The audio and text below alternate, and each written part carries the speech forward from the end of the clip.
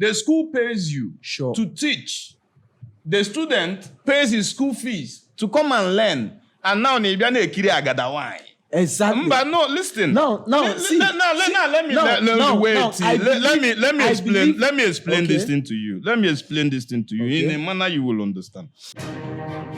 This is the Stereosis. All right, welcome everyone. Anyways, we hear the story of the happenstance in UNN, a situation where a lecturer was caught pants down, asking a married woman for sex for grade. This is what you're doing, sir. So badly low. They will carry you today. Check it out. Yourself. You can see. We've been following this case from day one. We have all the tracks, all the voice note, and everything. We've been following it. If you want to ask him question before we move him out.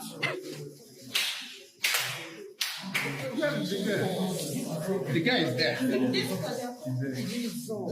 It's been a recurrent decima in the Nigerian Higher institution, and it's quite appalling. One, I don't know whether it's the fault of the students or the insatiable quest of sex of old Higgs that calls themselves lecturers. What do you think? I think from what happened in UNN and the recent occurrence we've been seeing, because it's not only in UNN, we have one at Port Harcourt, we have another one at Lagos. One can say it boils down to two things. Okay, not two things, but we can say two core things, because there are so many factors. All right. Now, number one is this. When you don't have a law, anything becomes a norm. All right. When something is not considered an offense, it becomes a norm. People practice it every day as if they are doing their normal duties. So in the case of what we saw in UNN on Monday, yes, we can say, number one, it has a lot to do with there were no laws. And then again, this is very important. When we are talking about sex for grace, I think we should not blame the lecturers alone. Okay. Because I feel that the students have a higher blame when it comes to sex for grace. So I'm surprised the way people are shouting at lecturers, and all. I feel we should try and narrow our searchlight on the students. On the students, how? On the students this time around and not the lecturers. All right. Now, looking at the Nigerian terrain, the academic terrain. Now, one can say that this thing goes both ways. Okay. If a student is diligent, a student comes to class, a student does her quizzes, her assignments, she's always there for exams, she signs the attendance.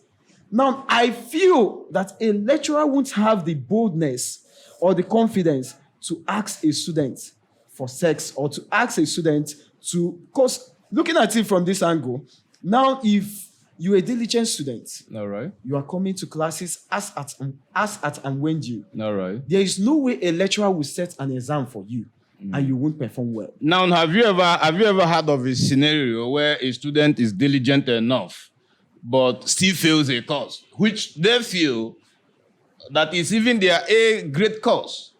Like a course where you are competent in, but you fail in it because probably the lecturer must have given you a pass and then you waved it out and then you fail that course and then you have a carryover. Now, this is one thing we need to understand. Talking about competency, I can come out from the exam hall and then I tell you, which is normal thing that students do. I'll be like, I wrote that course perfectly well. Now, do you have the marking scheme?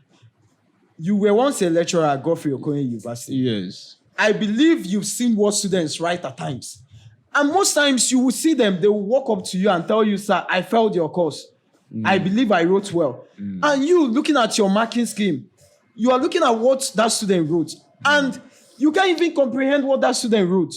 Now the case is different. When you talk about what you wrote, a marking scheme, do you know sometimes some lecturers who are, should I say, principled enough, or those who knows their onion in their field, they find a way of marking what he knows the question he gave you, and then he finds a way to grade you based on, well, like he goes through what you've written to ascertain how sensible they are at all. Do you understand? Because Yes. sometimes, do you know that in some cases there are students that are even more intelligent than the lecturers? It's And happened. this is a situation. There is a situation whereby a lecturer who is not sound enough can still fail you because you've given him a load of information that he has never come across. That's why. All right. That's Now that one. That's wait, why we have easy, marking scheme. Easy. And that then- one and aside. Then, and then look at it That from one- this angle okay. now. You know, when you create a lacuna for something, Yes. people will definitely capitalize on it. Yeah, okay. Now, mind you, when we started earlier, we talked about diligence. Now, a student that is diligent won't create such lacuna. In the case of what we have at UNN, what happened at UNN? Yes. Now, they said the lecturer failed them Okay. in the courses, or rather in the course. Now, at the end of the day, when they met the lecturer demanded for sex. For sex, okay. They tried appeasing the lecturer with money. And then he refused. Which he the- declined. yes. Now, have you not also seen a scenario whereby it is rather the student who is offering? Because I've been in the teaching setting, and I know students' behavior, and I know lecturers' behavior. There are certain times, like, I wouldn't say this is a personal experience I've had, and then I wouldn't say this on air, just for some personal reasons. But there are situations where you see students coming to offer you stuff, especially you see the dumb ones. Yes, very intelligent students, they don't care, they don't even want to know you. I can tell you for free, it's a freebie. I don't think during my time, I also schooled in Godfrey Okoye. During my time as a student, I can't remember buying a pen, a biro for my lecturer. I never offered anyone anything. Yes, at some point, I failed some courses, which I knew I should have failed because I was not good in them. Exactly. Okay, right. Wait, I'm coming. Now, but there are coming back to teach. Now you come and start discovering some funny attitude of students. Even sometimes I used to tell them in class those days that I think the standard is shifting. Because anyways, I knew about myself and one of my friends called Steve Oyenjoro. We were more of like competitors in class. He was my best friend. And then we were competitors. So we always compete, we always read, we always do everything like, there was even a time they started calling and Chukwu and Steve Oyenjoro HOD and Deputy HOD. Because students and the way they coin names. Now, but the thing is this. Now, sometimes coming back, you discover that there are some very lousy and lazy students who didn't want to do their homework. I'm coming. That's the Now, problem. they don't want to do their homework.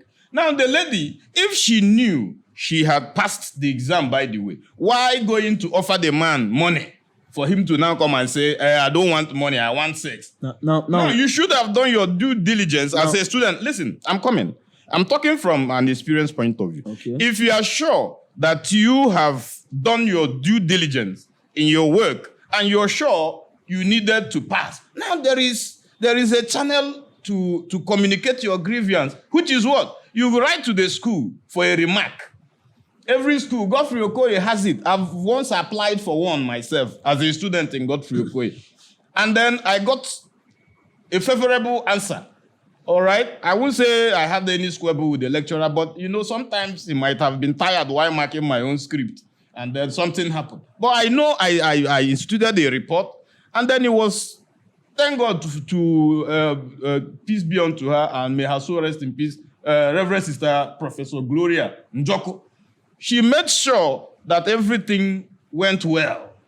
All right? Not to favor me or to favor anybody, but because they brought out the script and then gave it to someone else to go through. And that is what the school system says. Now, listen now. For the student to offer bribe to a lecturer is a crime.